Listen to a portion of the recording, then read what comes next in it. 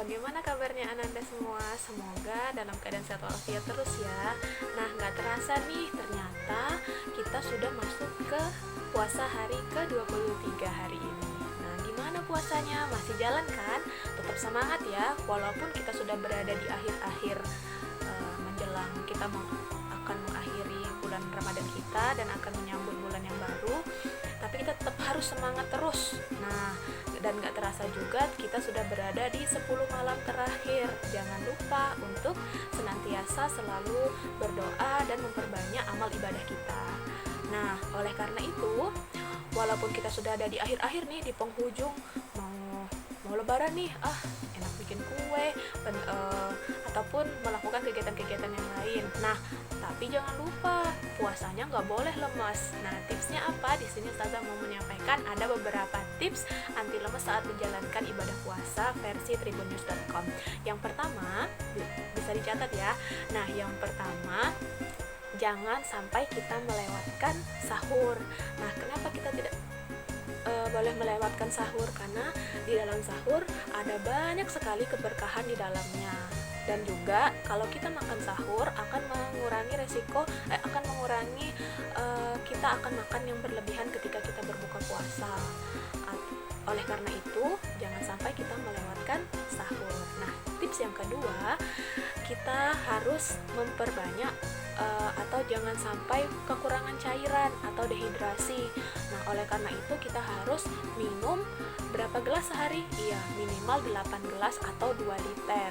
Nah, selain itu, anak-anak Taza juga bisa mengkonsumsi seperti susu, jus, atau makanan yang berkuah dan buah-buahan yang mengandung air yang tinggi seperti semangka, belimbing, jeruk, dan yang lainnya. Nah, tips yang ketiga tipsnya yaitu olahraga ringan seperti mungkin bisa saja anak-anak Zazah membantu ibu di rumah menyapu, mengepel, menyapu halaman, dan bisa seraya menunggu waktu berbuka, bisa jogging ataupun bersepeda di sekitar rumah. Nah, tapi ingat, olahraganya jangan siang hari, karena di siang hari badan akan mudah lemas dan juga bisa menyebabkan dehidrasi. Oke, dan tidak baik juga matahari di siang hari bisa mengakibatkan nanti bisa kulit kita terbakar ataupun terkena kanker kulit karena matahari di siang hari tidak bagus untuk kesehatan. Oke, tips yang ketiga, nah, jangan makan berlebihan ketika berbuka. Nah, ataupun makan berlebihan juga ketika sahur. Karena sesuatu yang berlebihan Allah gak suka. Ada tuh di surah Al-A'raf ayat 31. Makan dan minumlah kalian dan jangan berlebih-lebihan. Nah, oleh karena itu ketika kita berbuka, ketika kita sahur, makannya banyak. Nah, gak boleh seperti itu, tapi kita harus makan sesuai dengan porsinya, seimbang, gizinya seimbang. Nah, karena Islam juga sudah mengajarkan kita tidak boleh berlebihan dalam hal baik makan maupun minum. Tips yang terakhir, ini mungkin yang sering lupa.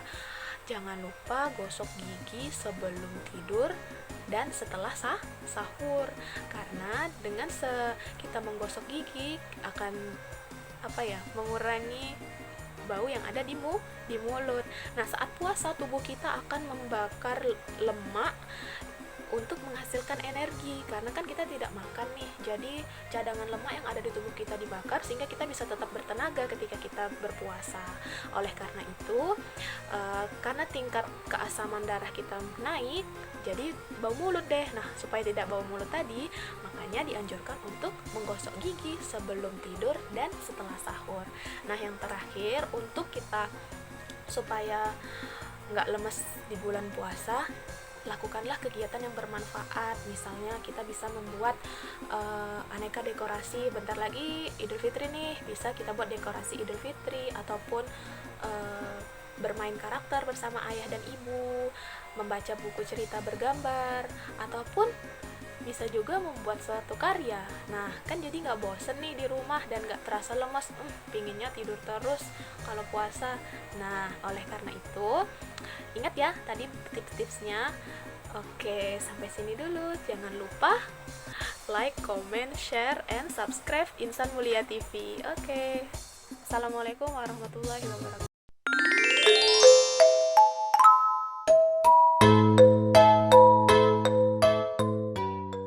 Assalamualaikum warahmatullahi wabarakatuh. Semangat pagi. Alhamdulillahirrahmanirrahim. Wassalatu wassalamu ala asrofil anbiya'i wal mursalin wa ala alihi washabihi rasulillahi ajma'in.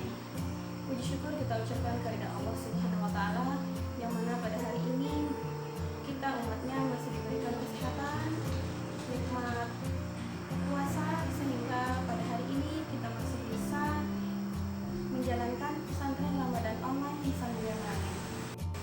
Tak lupa sholawat beliau salam kita kirimkan ke junjungan kita yang Nabi besar Muhammad SAW dengan lafaz Allahumma sholli ala sayyidina Muhammad wa ala ali sayyidina Muhammad. Baik ayah bunda dan ananda, hari ini pesantren Ramadan online Insan Mulia akan membahas tentang prakarya. Nah, untuk itu Ustazah Novi akan mendampingi ananda semua membuat prakarya dengan tema robotik sederhana. Jadi kita bisa memanfaatkan bahan-bahan yang ada di sekitar kita untuk kita buat seperti robot, namun robotnya robot sederhana. Alat dan bahan dalam membuat robotik sederhana ini, yang pertama Ustazah Novi memakai solder, stick es krim. Nah, kita bisa memakai stick es krim yang berwarna polos seperti ini atau yang sudah berwarna-warni. Alat yang dipakai untuk lem tembak. Nah, biasanya kita menyebutnya dengan lem tembak. Lem lilin. Nah, lem lilin ini yang kita masukkan ke dalam lem tembak ini. Baterai. Nah, baterai ini nama baterai peta ya, baterai peta 9 volt. Nah, kita bisa membeli langsung dengan penutupnya. Ini penutupnya sudah ada plus dan minusnya. Timah, dinamo bekas. Kebetulan Ustazah Novi membawa 2 dinamo dan dinamo ini berasal dari mobil Tamiya bekas. Jadi kita bisa memanfaatkan mobil-mobilan yang sudah tidak terpakai lagi. Kain flanel. Nah, kain flanel ini pilihan, boleh ada boleh tidak, karena kain flanel ini fungsinya sebagai penghias. Gunting. Nah, demikian alat dan bahan dalam membuat robotik sederhana ini. Sebelum kita memulai mempraktekkannya, marilah kita mulai awali dengan membaca basmalah. Bismillahirrahmanirrahim. Ayah bunda, dikarenakan kita menggunakan alat yang terhubung langsung ke listrik, ke aliran listrik, dan juga alat-alat ini sedikit panas, maka dari itu Ustazah Novi anjurkan mohon pendampingan ketika menggunakan alat-alat berikut ini. Langkah pertama dalam pembuatan pesawat sederhana ini, yang pertama ambil stik es krim yang panjangnya sama, sekitar 6.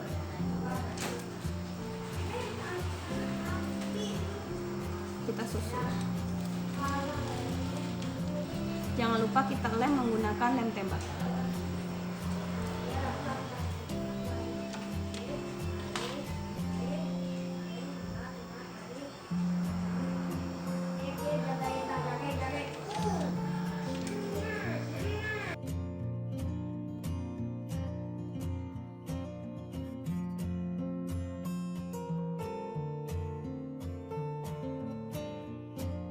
Hasilnya seperti ini. Setelah itu kita ambil 2 lagi stik es krim yang sama panjang. Kita tempel di atasnya dan di bawah.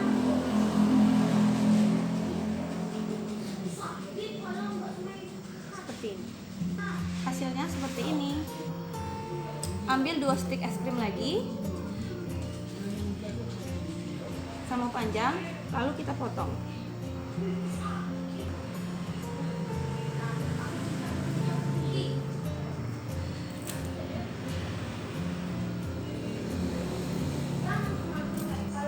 Seperti ini ananda. Kemudian akan kita tempel kembali di belakang pesawat sebagai ekor pesawat. Hasilnya seperti ini. Kemudian kita buat ekor membentuk segitiga siku-siku di atasnya dari sisa stik tadi. Nah, kita tempel di ekornya.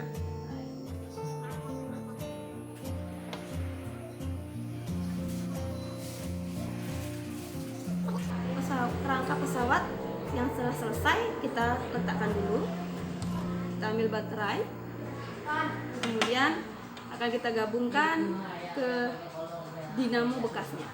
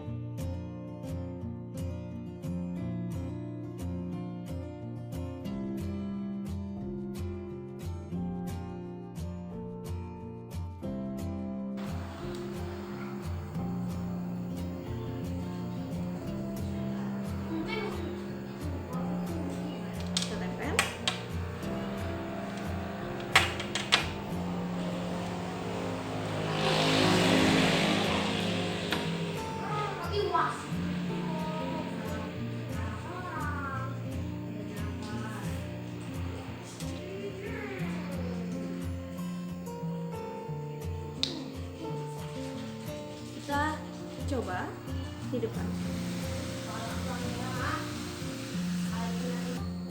Nah, setelah kita rangkai, kita tempel, kita uji coba. Wow, kencang anginnya ya. Kita membuat roda di bagian bawahnya.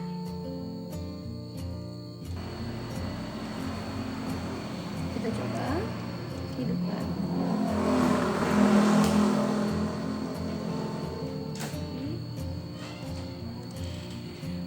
Baik anak-anak semua, miniatur pesawat sederhana kita sudah selesai. Kita akan uji coba. Bismillahirrahmanirrahim. Masa nggak ada sih? Iya, sudah bisa berjalan. Tara. Coba di itu ibu. Atau mainan apa tuh? Dia sudah bisa bergerak.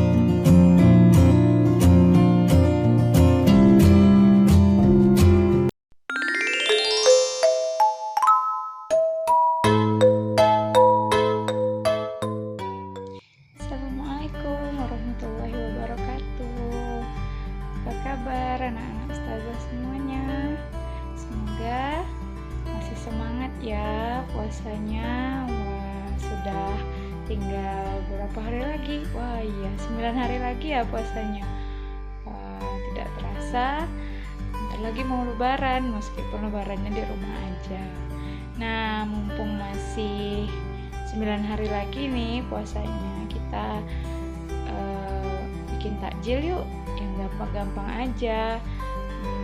Tahun lalu sudah pernah nyicip nih sebagian anak-anak ustazah. Nah, sekarang ustazah kasih bocoran nih resep-resepnya. Nggak tahu bisa bikin di rumah. Ya, kita lihat apa aja yang dibutuhkan untuk membuat pudot. Udah tahu kan apa itu pudot? Ya, puding sedot. Yuk, kita lihat apa aja yang dibutuhkan. Nah, bahan-bahan yang dibutuhkan yaitu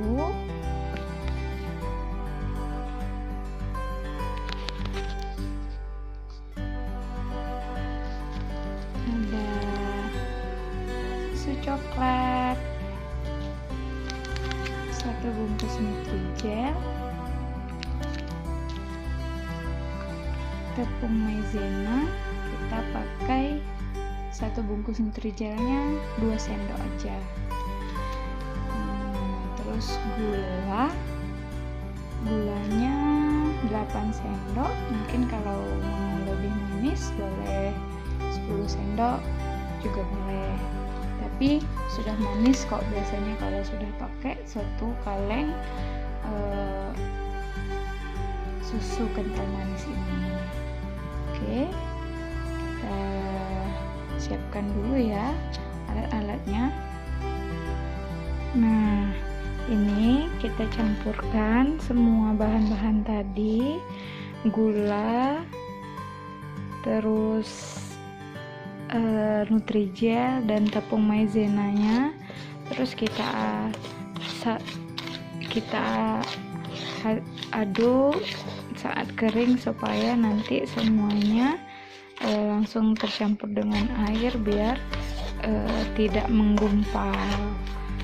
Jadi kita campurkan dulu bahan-bahannya ketika kering. Nah, nanti baru kita tambahkan air. Untuk 1 Nutrijel ini kita bisa menambahkan air sebanyak 2 liter. Nah, untuk susu kental manisnya nanti kita campurkan setelah air masuk.